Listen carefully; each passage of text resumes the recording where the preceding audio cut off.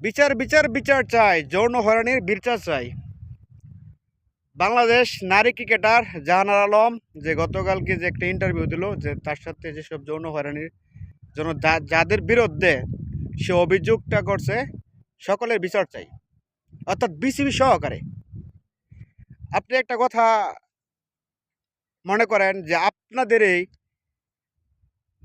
নাটকবাজ তামিম ইকবাল একটা কথা বলছিল যে এই বাংলাদেশে শুধু ক্রিকেট ছাড়া বাকি সবগুলোই হয়।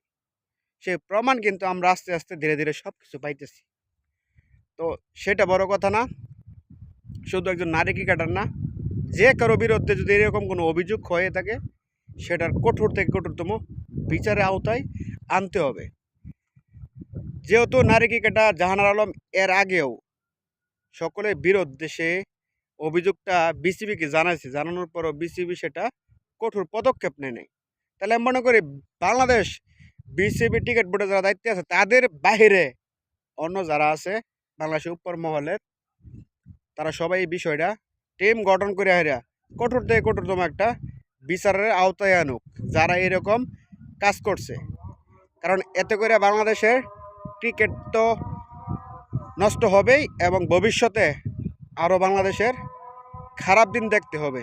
তাই এখন থেকে যদি বাংলাদেশ যদি এরকম যদি বিচারের আওতায় যদি না আনে অপরাধীদেরকে, তাহলে অপরাধ একের পর এক বাড়তি হবে। তো বিনীতভাবে দৃষ্টি আকর্ষণ করছি, আপনারা তাদেরকে দৃষ্টান্তমূলক শাস্তির আওতায় নিয়ে আসেন।